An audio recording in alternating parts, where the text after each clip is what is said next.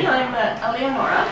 I'm also from Sweden, also used to immersion LARPs. I've been organizing an immersion LARP called The Song of Mycenae, sången om Mycenae in Swedish, set in the ancient Greek mythology.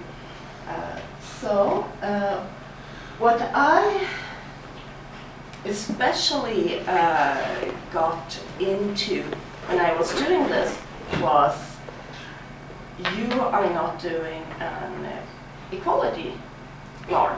You don't have equal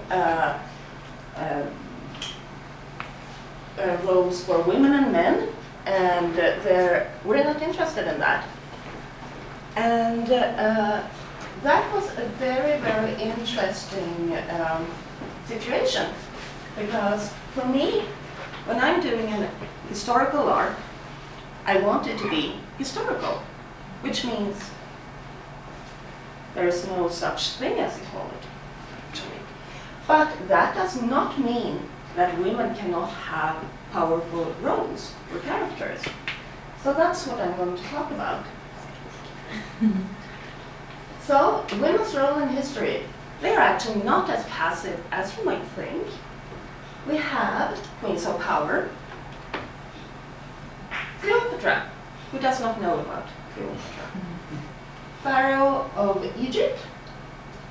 We have Wu Zetian, Chinese emperor. Eleanor of Aquitaine, Duchess, Queen Consort of France, England. Queen Christina, Queen of Swedes, Goths, and Vandals.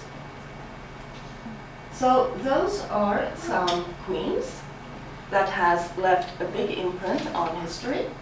We have abbesses. Bridget of Sweden, she was a saint. Well, she was labeled a saint. She was a mystic, founder of the Bridgerton nuns and monks, and one of the 6 patron saints of Europe. Hetairai, that is more like a courtesan. Thais lived during the time of Alexander the Great. She was a close friend to him and followed him on his campaigns. She instigated the burning of Persepolis, actually. But she also looked so there all the people actually went out, so no one got hurt. We have warriors. Well, Boudica. I guess people know who Boudica was. And we have Joan of Arc. We have political workers. In Shatakumba, she was from the Ponca tribe in Nebraska, and together with the Ponca chief Standing Bear, she made the Dawes General Allotment Act pass. We have Harriet Tubman. She was also called Moses because born as a slave, ran away from her owner, became an abolitionist and a Union spy during the Civil War, as well as a nurse. After the war, a suffragist and a civil rights activist. She actually managed to free more than 700 slaves and made them run away from their owners. We have artists. Sappho, lyrical poet. We still read her today. We have Murasaki Shikibu from Japan, one of Japan's greatest authors. She's mostly known for The Tale of Genji, and they are still reprinting her today. Criminals, yes, we do have those too. What about Anne Bonny, a pirate? Born in Ireland, but her family moved to America. She was actually married to Rackham, John Calico Jack Rackham. And since she was from a very, very rich family, every time she got caught, her daddy saved her. Griselda Blanco died September last year. She was also known as the La Dama de la Mafia, or the Godmother, or the Black Widow. She actually originated the motorcycle assassination style, and that's actually how she died as well. Kind of wrong. Oops. And she was involved in the cocaine cowboy wars in Miami, very much involved, so to say. And she was head of one of the biggest cocaine distribution networks in the United States. Actually, she was very infamous for being very, very brutal. We have scientists. Marie Curie, pioneer in radioactivity research. She was the first woman to win the Nobel Prize, the only woman to actually win the Nobel Prize in two different fields, chemistry and physics, and the only person to win the Nobel Prize in multiple sciences, and first female professor at La Sorbonne. And she discovered polonium and radium.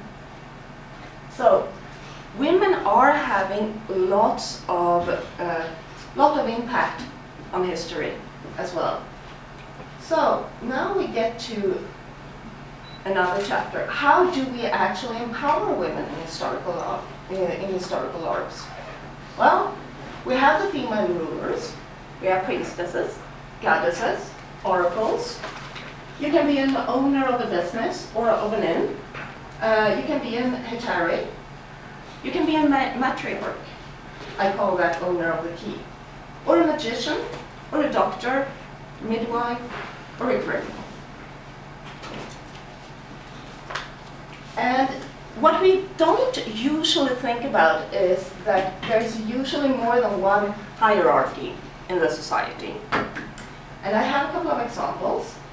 The first example is oracles in ancient Greece were more powerful than the king in religious matters, but they had nothing to say when it came to ruling or war.